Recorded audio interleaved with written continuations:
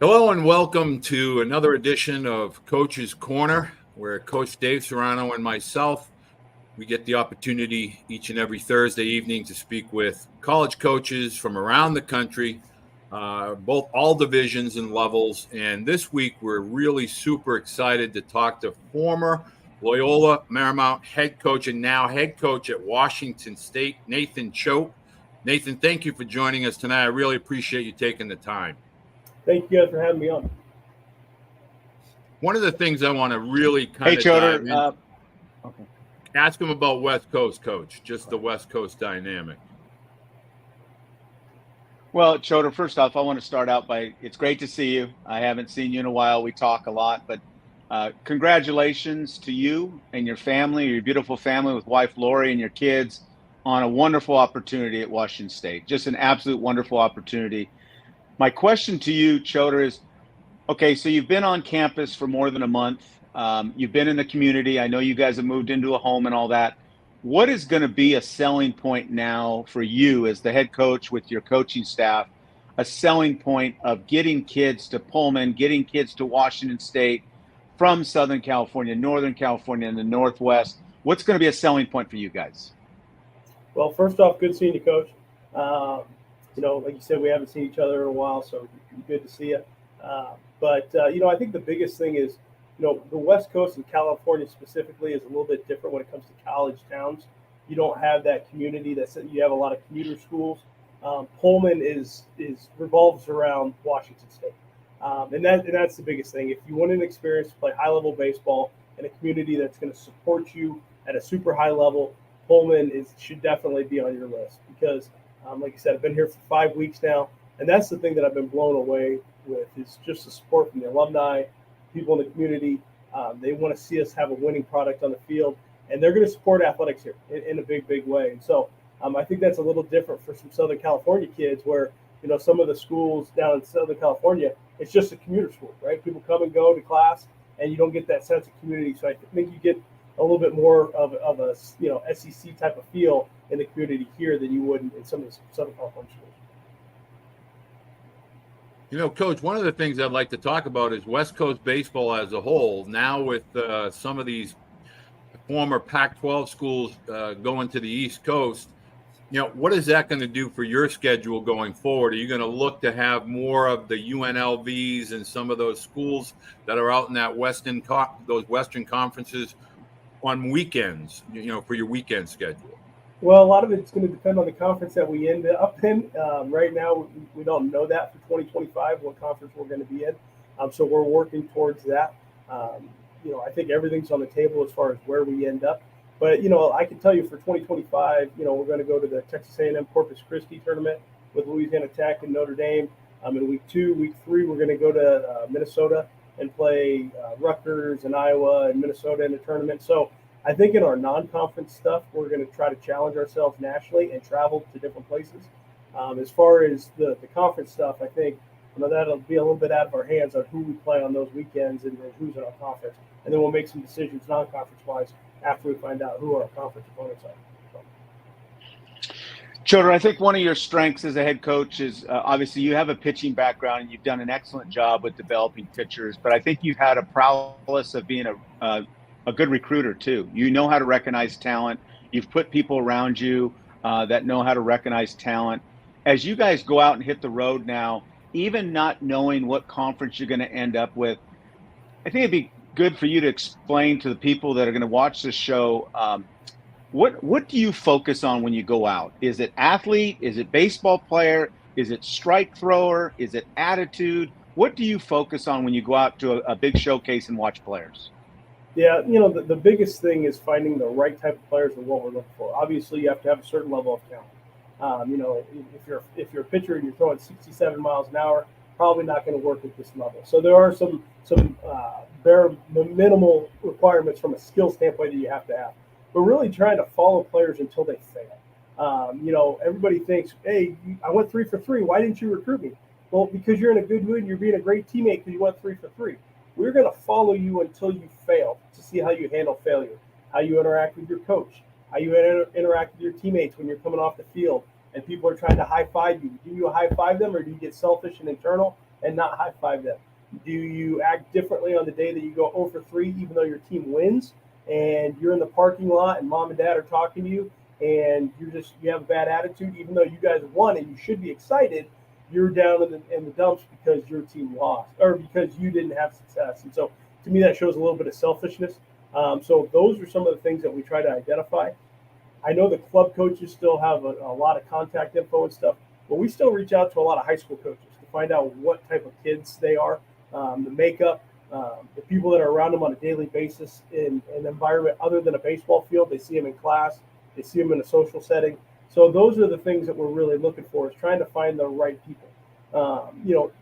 Do we have a challenge here or there? Yeah, Washington State, yeah, but every school in the country has a challenge.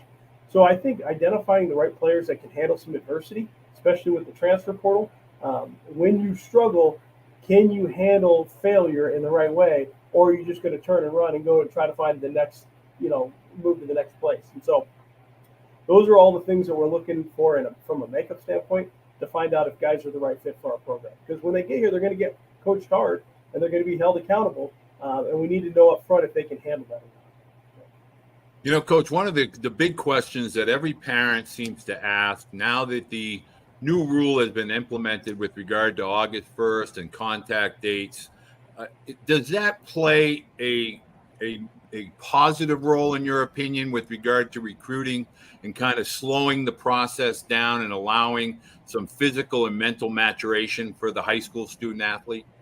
I think it's a great rule. I don't know what I'm doing 6 months from now. So you're going to ask a kid that's 15 years old, 16 years old to make a decision that's going to affect the next 40 years of their life. And they have to make that in maybe a pretty quick period. I think the NCAA made a good decision by pushing that window back.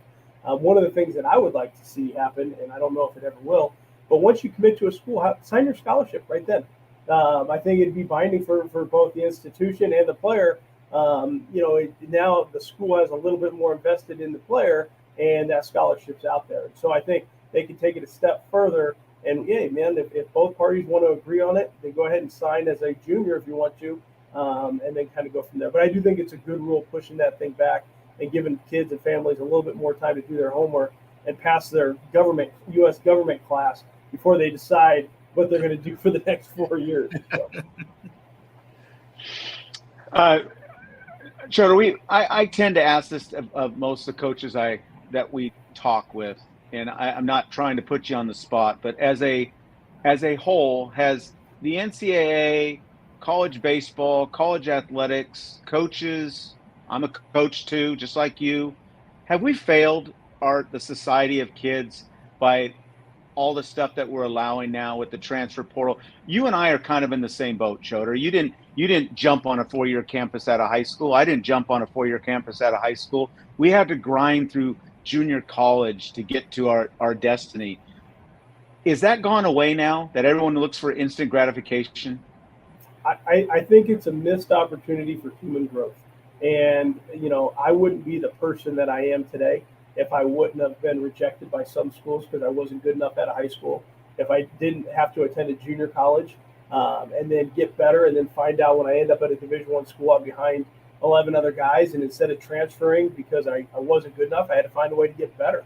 And so I think student athletes are missing out on an opportunity for growth, of fighting through some adversity. When things aren't going your way, the answer isn't always door 2, 3, or 4. Sometimes the answer is stay where you're at and fight through it and just get better and find a way to get on the field. And so I do think it's a missed opportunity for people to grow and become better players and better people because of it, unfortunately. One of the topics that you had broached earlier in this conversation that I really want to take a deeper dive into is the role of the high school coach. And the reason for that is this is not a negative towards, other summer coaches. This is more the high school coach is watching these students grow up. He probably has had an older sibling at some point, but in the last 10 years, I've seen this regression or this negative kind of movement to the high school programs and people not thinking it's very relevant. But in reality, those are the people that a college coach are really going to dig deep with to find out who that student athlete is when the times do get tough and what type of work ethic and so forth. Can you talk about the role of high school baseball as it relates to recruiting? Yeah. Unfortunately, high school baseball in Southern California, where I've been the last decade and a half, I've seen it kind of get put on the back burner to travel ball, and it's sad. Personally, one of the best experiences in my life was being on a successful high school baseball team. We won a CIF championship, and the lessons that you learn and the relationships that you have with those guys last a lifetime. And so, unfortunately, the de-emphasis on high school baseball and more on travel ball to get a scholarship, I really think we're missing the boat on that, because there's nothing better than coming into a high school with a freshman, a fellow freshman, and by the time you're a senior, you guys build something together as a team and you win a championship. In travel baseball, not that there's anything wrong with it. It's just kind of the world we're living in. But, I see all these people go for a weekend and they win a 4-day tournament and they say they won a championship.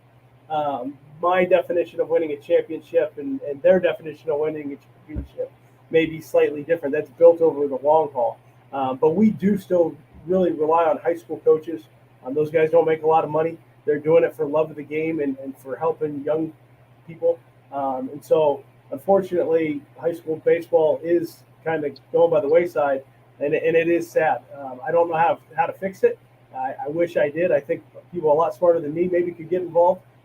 But it definitely is something we still rely on as a high school coach. Hey, Choate, I see you sitting in your beautiful office. I'm assuming that's where you're at, unless you're sitting in the athletic director's office with the Washington State chairs, leather chairs behind you. Let's the pink elephant in the room is we know that the weather can get rough up there in Pullman at certain times of the year. Why don't you talk to the kid and the family that's listening tonight and talk about your facilities? Because I know that's one thing you've talked about is facilities, and I know that's big. Facilities doesn't win championships, but it does help development, and that's the key thing. And I know you're a developer. Talk about your facilities. Yeah, our facilities are incredible. Last year we went to Vanderbilt and we went to Oklahoma State, and obviously the physical stadium at both places are phenomenal, and they're bigger than our place. But I'm just talking about our coaches' offices, our player locker room, our weight room, our nutrition center, our classroom. It's as nice as anywhere that I've been. It's a facility that's 2 years old. It's state of the art. It gives us the ability to develop year round. We're building a brand new indoor facility, probably about 100 yards behind me. You can't see it through this window, but right over this way, which is going to help us as well. But I think the thing with the weather is we're looking for guys that are tough, right? And guys that control their fastball. We're going to pitch in with your fastball a lot. Guys do not like hitting fastballs at 40 when it's 40 degrees outside. And so if you're tough, this is a good place for you. If you're not tough, let me know, and I'll let the Red Sox and the Yankees know that when they're drafting people, not to draft you, because they typically play in October and November when it's cold. So if you want to play a playoff baseball and professional baseball, you shouldn't be scared off of the weather at Washington State. If that's a deal breaker for you, we'll let some clubs know when they're drafting you that you don't like pitching with cold weather. So a natural tie into that is being from the frozen tundra of New England. This is where they play baseball. It's 30 degrees and they think it's warm, beach weather here in March and April. So are you going to be opening up, the recruiting a little bit to the East Coast now that all these schools are going west to east and east to west? I know a lot of great ball players and families would love to hear your thoughts on, whether it's a JUCO, student athlete from, say, Northern Essex or a high school baseball player. It doesn't really matter where the athletes are from as long as you feel they can help you win. Would that be an accurate statement? 100%. We're looking for the right guys, not the best guys, because the right guys are the best guys. So I don't care where they come from in the country. If they fit, if you're a team first guy and you have some toughness to you, we'll take the guy that's maybe 5'11" and not 6'1" or 6'2". But if he has those two attributes, he's a team guy, team first guy, and he's got some toughness to him. Doesn't matter where you're playing in the country, you'd be a good fit for our program.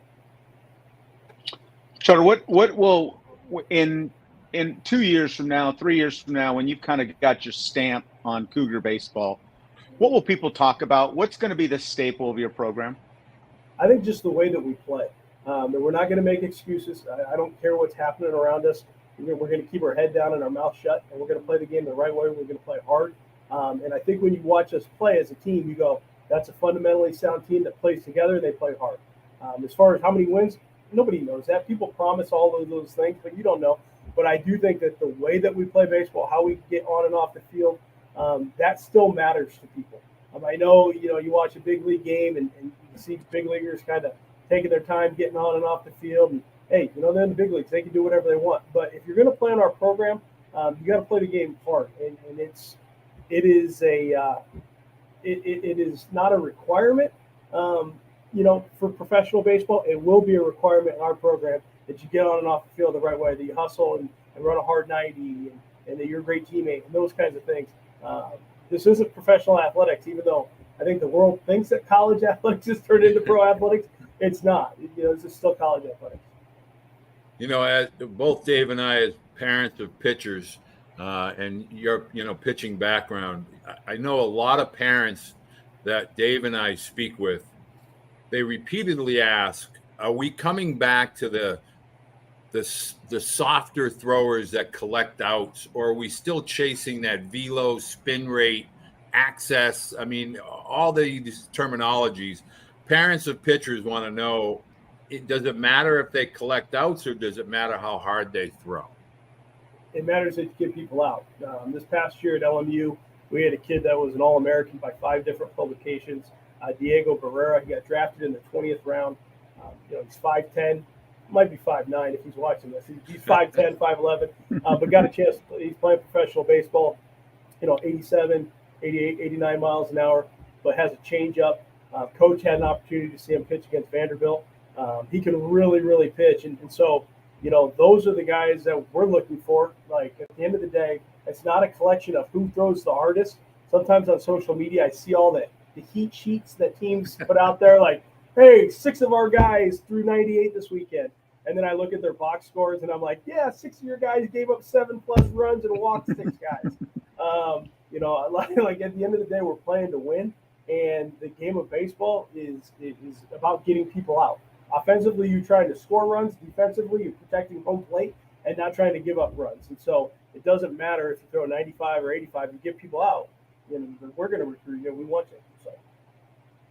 Hey, Choate, I know you're really excited about your coaching staff. I'd like you to talk a little bit about their background, and I'd like you to also talk about, for that student athlete that has interest in Washington State, besides sending you an email, talk about the camps that you'll put on after you talk about your coaching staff. Yeah, so coaching staff, Jake Valentine, who was here last year, he was at Portland for 7 years. So I saw him in the WCC. They were getting really, really good players. They've had a good 2 or 3 year stretch here and Jake was the recruiting coordinator that recruited those guys. And so, when I got the job, retaining him on staff was task number one. Phenomenal recruiter, knows the Northwest. He's our hitting coach. He's got a level of toughness to him. So really excited about having him on staff. Joe Perez, who we added from Central Arizona Junior College. Him and I coached together on Andy Stankwich's staff at Grand Canyon. So I know Joe well. Won 2 national championships at Central Arizona. Was 2021 National Junior College Assistant Coach of the Year. Is tied into Arizona, Vegas, Southern California from a recruiting standpoint. And then Eric Hutting, who is our catching coach, will help me out with the pitchers as well. Caught at Long Beach State, comes from a baseball family. Was at Loyola Marymount the last 2 years with me. His brother's the head coach at Cypress Junior College in the Orange Empire, so we have a connection there.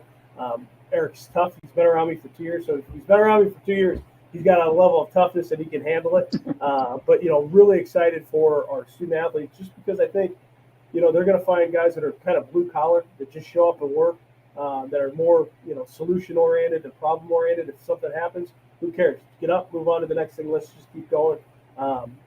Brandon Vial, who I hired from LC State, and then Austin Ames, who is our director of baseball operations, who was with USA Baseball doing some stuff. He's our director of baseball operations. So really fortunate. We got a young, hungry staff with some guys with a chip on their shoulder, much of what we're looking for in our players. And then as far as camps, we have a camp coming up on the 26th and 27th, a 2-day camp in August. We're going to do another one at the end of September, and then we'll do another one in June as far as prospect camp. And so it's a great opportunity to get on campus, see Pullman, see our campus. We don't have a ton of camps So the ones that we do have fill up pretty quickly. And so people, if they're interested, they should jump on that sooner rather than later. So I know last question from me, Coach, and everybody's going to ask this. How do you like to be contacted, or how does your staff, do you want to be flooded with emails? Do you want the Twitter direct messages? How do you as a staff, or you most importantly, want to be contacted by a prospective student athlete? Personally, I like email. I think that's the best. But I want an email from the kid. I don't want it from the mom. I don't want it from the dad. I don't want it from somebody that they hired to write the email for them. And believe it or not, we can sift through those pretty quickly. Like, oh, that's a mom email. That's a dad email. And honestly, just why are you interested in Washington State? Because the number one requirement that I have with student athletes that we recruit, I want people that want to be here, just like our coaching staff. I want people that want to be in Pullman at Washington State. So that means some knowledge of the program, the history. Tell me why in the email, why you're interested in Washington State, other than we're just another fish in the barrel that you're shooting at, and we're a school that maybe has an opportunity for you. If you want to get my attention, tell me why you're interested in Washington State. And even if there's some grammatical errors because you're a 16-year-old kid, I'd rather read that email than the one from your mom or your dad or an advisor or something like that. Does it help you, Choate? Does it help you as a coach or your coaching staff if that young man puts on there people that have seen him play, that if you recognize if John Smith saw him play and you know John is a scout with an organization or a coach, does that help you that you could cross-check? No doubt, 100%. If they have a relationship with somebody that has seen them, that can vouch for them, that is a major deal. And then also putting video on there, not the one where you take your shirt off with music playing in the background. We don't need that one. And honestly, not the video so far back in the stands where you can't see anything, where you get the home run. Like, no, we want to see the actual swing or the pitching mechanics. Like, you don't have to be so zoomed out that we can't see anything. But I do think quality video without music, just on an iPhone, works great. And then any references that they have, any contacts of people in the baseball industry go a long way. Well, Coach, I want to say thank you for taking the time. And, oh, by the way, you have a famous alum that was a pretty big deal out here in New England by the name of Drew, last name Bledsoe. And I hear he makes some good wine these days. So there'll be some guys from the East Coast that'll like Washington State. But we really appreciate you taking the time tonight, joining us. Want to let folks know, if you find your way to the video and you see Coach and I are wearing our 6-tool gear, brand new app that we are really becoming a part of. Coach is going to be writing curriculum. It's a curriculum-based, baseball-based app, and go ahead and download that at your app store, and you can share that as a parent with a student athlete or a coach. You can do your interactions with your team, all things related to baseball curriculum. Coach, best of luck this year at Washington State. Look forward to meeting you when you go down to Texas in 2025, and hopefully our paths cross at the ABCA. I appreciate it. Thanks, Walter. Thanks, Coach. Great seeing you. Thank you, Choate.